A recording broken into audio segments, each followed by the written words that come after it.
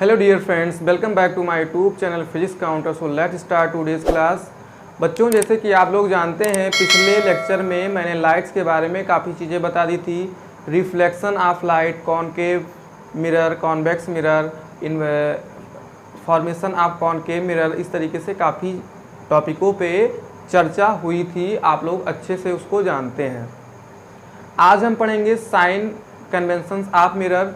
इसके बाद में पढ़ेंगे mirrors formula. According to board, यदि हम बोर्ड के दृष्टि से देखें तो ये सारी टॉपिकें जो भी आज पढ़ाएंगे बहुत ही इंपॉर्टेंट्स होने वाली हैं। इसी आधार पे सारे न्यूमेरिकल सॉल्व होंगे। तो आप लोग प्लीज़ यहाँ पे इस वीडियो को पूरा देखिए और बहुत ही कम समय में पूरी बात आप लोगों के समझ में आएंगी। तो आइए यहाँ पे पढ़ते हैं अबाउट साइन कन्वेंशन। इसमें हम जानेंगे कि जो कॉनकेव मिरर्स होता है या कॉन्वेक्स मिरर होता है, उसका जो फोकल लेंथ होता है निगेटिव क्यों होता है और क्यों पॉजिटिव होता है। तो सबसे पहले एक हम मिरर लेते हैं और इससे पहले हम जानते हैं थोड़ा मैथ में जो आप लोगों का बेस है कि कोई जो एक्सिस होता है, एक्स एक्सिस होता है, वाई एक्सिस होता है। तो एक्स एक्सिस के राइट साइड जाने पर क्या हमको मिलता है? पॉजिटिव मिलता है। क्या मिलता है? पॉजिटिव मिलता है। और उसी के अपोजिट साइड जाने पर हमको क्या मिलता है? निगेटिव मिलता है। इसी तरीके से वाई का जो अपवर्ड साइड होता है उसमें पॉजिटिव मिलता है, जो डाउनवर्ड साइड होता है वो क्या मिलता है? निगेटिव मिलता है। तो बच्चों, ये जो रूल है इसको हम यहाँ पे यूज़ करेंगे, यहाँ पे इसको हम समझेंगे।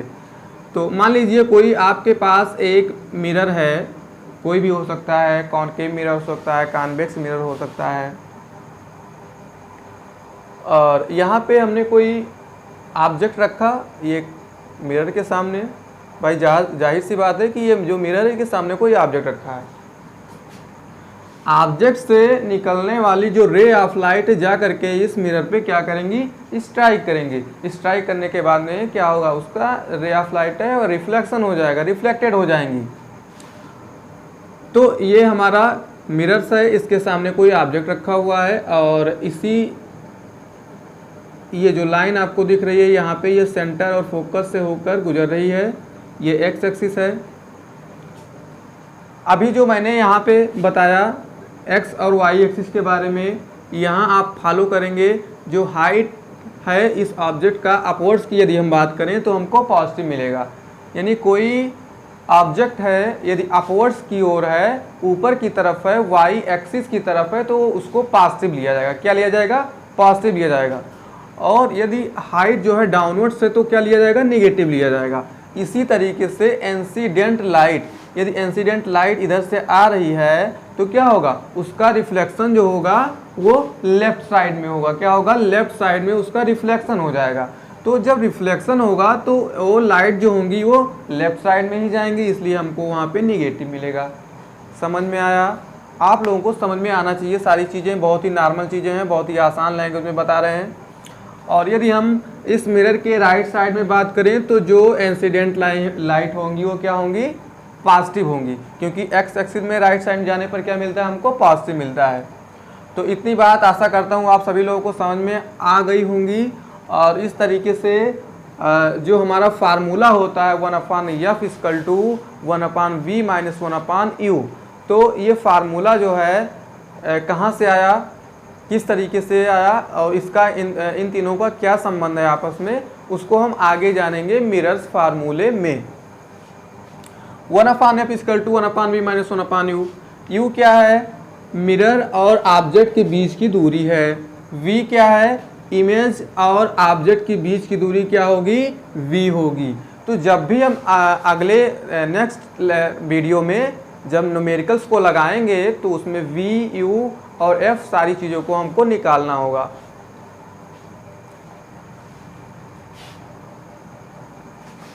जो हमारा नेक्स्ट पॉइंट है काफ़ी इंपॉर्टेंस है। जैसे कि यहाँ पे दिखाया गया कि f = यानी f जो है कॉन्वेक्स में हमको पॉजिटिव मिलेगा फोकल लेंथ, और जो कॉनकेव में जो फोकल लेंथ होगा निगेटिव मिलेगा। ऐसा क्यों है भाई? तो इस चीज़ को हम पहले ही बता चुके हैं कि यदि मिरर्स कॉनकेव है, क्या है, कॉनकेव है। तो कॉनकेव में जो लाइट होगी उसके फ्रंट से आएगी, लाइट जो होगी वो फ्रंट से आएगी। फ्रंट का मतलब लेफ्ट साइड से आएगी, और लेफ्ट साइड से आएगी तो निगेटिव होगी। इसी का अपोजिट यदि कॉन्वेक्स की बात किया जाए तो कॉन्वेक्स में राइट साइड में सारी जो फिनोमिना है, जो भी प्रक्रिया है, जो भी होगा उसमें वो निगेटिव मिलेगा हमको, ठीक है। All distance measure from centre, और जो भी डिस्टेंस होगा हम यहाँ सेंटर ऑफ कर्वेचर से उसको मेजर करेंगे। जो नेक्स्ट पॉइंट है,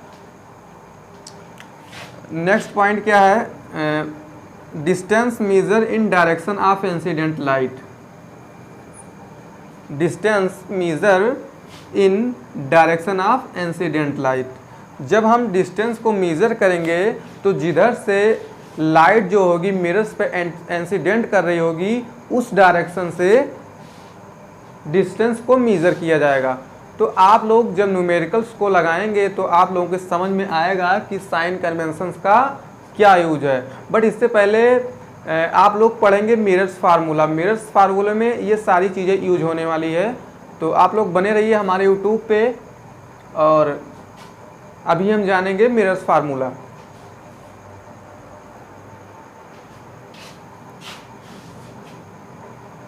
हमारा जो मिरर फार्मूला है इसको कैसे डेरिवेट किया गया है तो आइए जानते हैं। सबसे पहले यहाँ पे एक मिरर ले लिया गया, सबसे पहले यहाँ पे क्या ले लिया गया, एक मिरर ले लिया गया। एक इनफाइनाइट यानी थोड़ी काफ़ी दूरी पे एक ऑब्जेक्ट रख दिया गया। ऑब्जेक्ट से रे ऑफ लाइट यहाँ तक जाती है, इसके बाद में यहाँ से क्या करती है, रिफ्लेक्ट हो जाती है। रिफ्लेक्ट होती है तो फोकस को काटते हुए यहाँ पर रिफ्लेक्ट होती है। दूसरी रे जो है वो ऑब्जेक्ट से आती है और ये सेंटर को काटते हुए फिर यहाँ पर जाती है मिरर पे। बट ये पहली रे और ये दूसरी रे यहाँ आपस में यहाँ पर क्या कर रही हैं, कट कर रही हैं। और जहाँ पे दो रे आपस में कट करती हैं वहीं पे इमेज बनता है। तो इसका जो इमेज होगा ये उल्टा यानी इन्वर्टेड ये यहाँ पे बनेगा। ये जो टोटल डिस्टेंस है, ये जो मिरर और ऑब्जेक्ट के बीच की दूरी को यू से डिनोट किया गया। ये हमारा पोल है, ये फोकस दूरी है यानी फोकल लेंथ, और ये जो है इमेज आई डैश, वो डैश ये ऑब्जेक्ट है। ये जो वी है ये इमेज और ऑब्जेक्ट यानी इमेज और मिरर्स के बीच की दूरी वी, और ये फोकस लेंथ है जिसको हम एफ से डिनोट करते हैं। तो सबसे पहले हम जानेंगे इस टॉपिक में, इस मिरर फार्मूले में, कि इसका डेरिवेशन कैसे किया जाए, किस तरीके से समझा जाए इसको। तो घबराने वाली बात नहीं है, इसमें थोड़ा ध्यान दीजिएगा आप सभी लोग, अच्छे से जान जाएंगे। तो देखिए यहाँ पे क्या हो रहा है कि एक ट्रेंगल यहाँ पे हमको दिख रहा है, एक ट्रेंगल ये है, ठीक है, और एक ट्रेंगल ये है, ये 90 डिग्री, ये 90 डिग्री। ये जो एंगल है वो वर्टिकली अपोजिट दिख रहा है सभी को, ये जो है, और ये वर्टिकली अपोजिट है। तो जितना ये रहेगा उतना ही ये रहेगा। इसकी बात करें यदि हम, तो ट्रायंगल हम जानते हैं कि 180 डिग्री का होता है। ट्रायंगल कितने डिग्री का होता है, 180 डिग्री का। तो यदि ये मान लो 90 का है और ये 30 का है, ये 90 ये 30 तो 120 हो गया। अब 120 ये हो गया तो 60 से होना चाहिए, कितना होना चाहिए, 60 से होना चाहिए।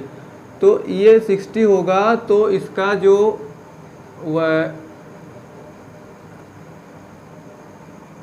एंगल इसका बनेगा वो ये एंगल इसके क्या होगा, समान होगा, इक्वल होगा।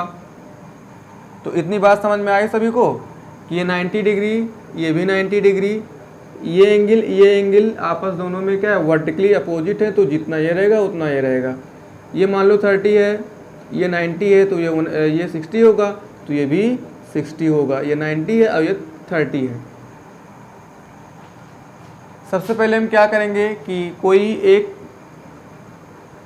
एंगल्स को लेंगे यानी ट्रेंगल्स को लेंगे, एक ट्रेंगल को इसको लेंगे और एक इस ट्रेंगल को लेंगे और हम दिखाएंगे कि दोनों का जो एंगल है वो क्या है, इक्वल है। तो यहाँ पे हमने क्या किया, ट्रेंगल ओ ओ डैश सी, तो ट्रेंगल ओ ओ डैश सी, एक ट्रेंगल को ये लिया और triangle I I dash C, I I dash C, इन दोनों ट्रेंगल को हमने क्या किया, यहाँ पे ले लिया। इसके बाद में हमने यहाँ पे दिखाया कि वो डैश सी, वो डैश सी किसके इक्वल हैं, एंगल आई सी आई डैश के, आई सी आई डैश के। तो ये समझ में आ रही होगी सभी लोगों के दिमाग में कि ये वो डैश सी, ये वो डैश सी इक्वल है आई सी आई डैश के, आई सी आई डैश के, क्योंकि ये वर्टिकली अपोजिट है इसलिए इक्वल होगा। अब यहाँ पे एंगल वो dash C is equal to angle C I I dash, देख लीजिए वो डैश सी कहाँ है भाई, ये वो डैश सी यहाँ पर है, वो डैश सी यहाँ पर है और ये किसके बराबर है, angle C I I dash, angle C I I dash के बराबर है, क्योंकि ये जो है वो इसके बराबर है। तो क्या हो गया, ये 90 हो गया। अब जो हमारा एक रूल होता है by A angle angle angle, यानी कि किसी ट्रेंगल का तीनों एंगल इक्वल है तो उसको हम यहाँ पे नीचे दिखाएंगे कि किस तरीके से सिमिलरली इक्वल है। इसके लिए यहाँ पे क्या किया गया, angle O O dash C approx angle I I dash C, यानी ये ओ डैश सी है वो लगभग किसके बराबर है, आई आई डैश सी के, आई आई डैश सी के ये बराबर है।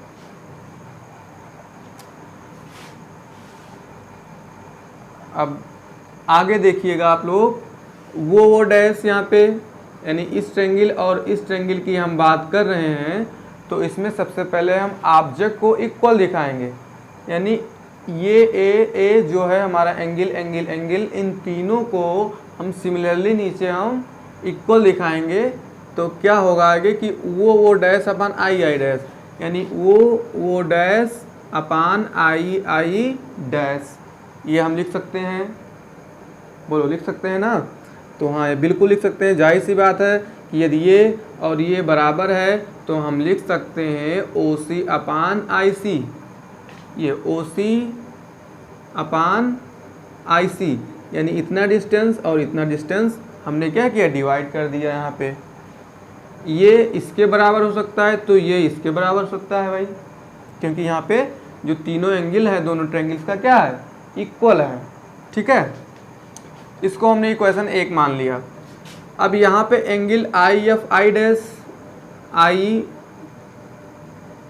ये देखो आई एफ आई डैश, अब ये जो इधर का पार्ट था इसको मैंने यहाँ पे कंफर्म कर दिया, क्लियर कर दिया। अब इसकी बात करेंगे, आई आई डैश एफ की बात करेंगे। ठीक है, तो angle I I F dash approx Q N F, Q N F ये इसके बराबर है। देखो इसके लिए हमने क्या किया, यहाँ पे एक डॉटेड लाइन खींच दिया। डॉटेड लाइन इसलिए खींचा क्योंकि हमको इस वाले ट्रायंगल को और इस वाले ट्रायंगल को भी क्या करना है, इक्वल दिखाना है। तो इक्वल दिखाने के लिए हम क्या करेंगे कि यहाँ पर आई F I dash, I F I dash किसके बराबर करेंगे, क्यू एन एफ के, क्यू एन एफ के। ठीक है, तो जिस तरीके से हमने यहाँ पे क्या किया था, वो ओ डैश को आई आई डैश को बटे में लिखा था, ऐसे हम यहाँ पे Q1 upon F I dash लिख सकते हैं। Q1 देखो, Q1 upon F I dash, F I dash लिख सकते हैं।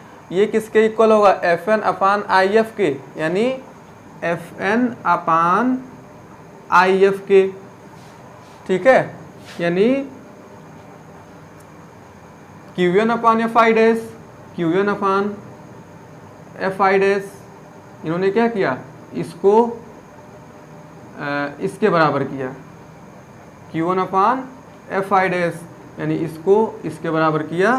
तो क्या लिखेंगे, F N upon I F, FN upon IF, ये IF, इसको इक्वेशन क्या किया, 2 मान लिया हमने, इक्वेशन 2 है। अब क्या करना है हमें कि Q1 बराबर O डैश, ये Q1 बराबर O डैश, ये जो है इसके बराबर है, ठीक है। तो क्या है, Q1 equal to O dash. अब यहाँ पे क्या किया गया, O dash upon I dash हम लिख सकते हैं, O dash upon I dash बराबर FN upon IF, FN upon IF, इसको हम लिख सकते हैं क्योंकि ये इसके बराबर है। इस तरीके से हम इसको लिख सकते हैं। इसके बाद में यहाँ पे क्या किया गया कि OC अपान IC, OC अपान IC लिख सकते हैं, FN upon IF, FN upon IF, यानी इतनी दूरी ये टोटल डिस्टेंस अपान ये टोटल डिस्टेंस, ऐसे यहाँ पे ये टोटल डिस्टेंस अपान ये टोटल डिस्टेंस। तो FN अपान IF यहाँ पे लिख सकते हैं हम, FN अपान IF। फिर क्या किया गया, यहाँ पे वैल्यू निकालना है हमको। ये कैलकुलेशन थोड़ा ध्यान देने वाला है, अगर आप थोड़ा कंसंट्रेशन को बिगाड़ेंगे तो जान नहीं पाएंगे बिल्कुल। यहाँ पे जो OC है, ये OC दिख रहा है आप लोगों को, ये जो OC है ये हमको निकालना है भाई। तो हम क्या लिख सकते हैं OC की जगह पे, OP माइनस CP नहीं लिख सकते हैं, OP माइनस CP। ये जो OC है हमारा, यदि इसको हम निकालना चाहते हैं तो OP यानी जो टोटल डिस्टेंस है, OP क्या है, ये टोटल डिस्टेंस OP है, OP minus CP, OP minus CP। यदि टोटल डिस्टेंस में से हम इतने वाले को घटा दें तो हमारा OC निकल आएगा ना, ठीक। तो हमको यहाँ पे OC मिल गया, क्या मिल गया, OC मिल गया, OP माइनस CP। अब हमको IC ज्ञात करना है, तो IC देखिए कहाँ पे है, ये IC, हमको क्या ज्ञात करना है, IC। तो क्या करेंगे हम, CP माइनस IP कर देंगे, CP माइनस ये टोटल जो CP है इसके बटे CP, यानी टोटल डिस्टेंस ये है CP, इसमें से यदि IP को घटा दें तो हमारा CI निकल आएगा। समझ में आया। अब इसके बराबर हम FN की जगह पे क्या लिख सकते हैं, देखिए FN। अब यहाँ पे एक चीज़ ध्यान दीजिएगा आप लोग कि जो N है ये P के नज़दीक है, ठीक है, ये जो N है वो P के काफ़ी नज़दीक है। तो जब भी हम N का यहाँ पे जिक्र करेंगे तो वहाँ पे N को ना लेकर के P को लिया जाएगा। समझ में आया। इसलिए यहाँ पर जो FN था उसकी जगह पे हम FP लिख रहे हैं, ठीक है, FN था उसकी जगह पे FP इसलिए लिख रहे हैं क्योंकि जो N है वो काफ़ी नज़दीक है P के। तो इस तरीके से FN जो है उसकी जगह पे हमने FP लिखा और फिर IP माइनस PF लिखा। क्यों, क्योंकि IF का वैल्यू क्या है, IF का वैल्यू कैसे निकालेंगे भाई, टोटल डिस्टेंस हमारा IP है, ठीक है। तो IP में से हम FP को घटा दें तो हमारा IF निकल आएगा। समझ में आई इतनी बात। अब इसके बाद में जो साइन कन्वेंशन रूल मैंने पढ़ाया है अभी, उसका जो यूज़ है यहीं पे हो रहा है। आप लोग यहाँ पे देखेंगे कि कैसे यूज हो रहा है। आप लोगों को बोर नहीं होना है क्योंकि ये थोड़ा कैलकुलेशन है, आप लोग ध्यान नहीं देंगे तो जान नहीं पाएंगे बिल्कुल।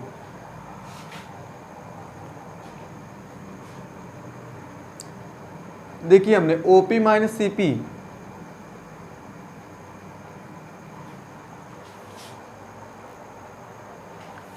OP minus CP।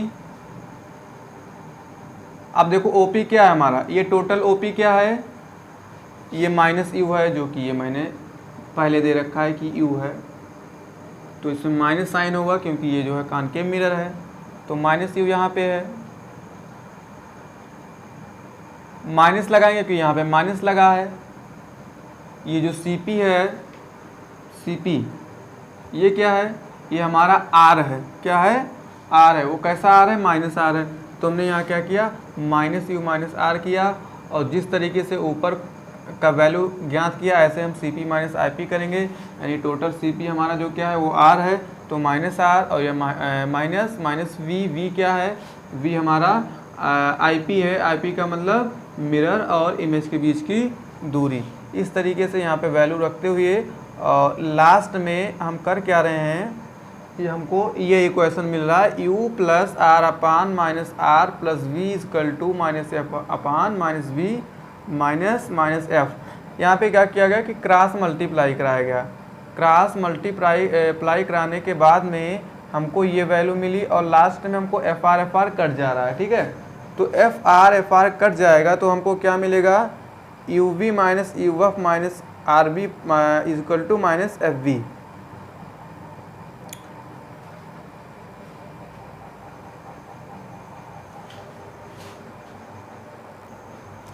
अब देखिए बच्चों, यहाँ पर जो UV minus UF minus RB equal to minus FU है, तो यहाँ पे क्या करेंगे कि R इजकल टू 2F लिखेंगे। R इजकल टू 2F, यानी R का जो वैल्यू है 2F उसको हम इसी में रखेंगे, जहाँ जहाँ R है वहाँ पे क्या लिखेंगे 2F। आप लोग इसको नोट कर लीजिए या फिर इसका स्क्रीनशॉट ले लीजिए।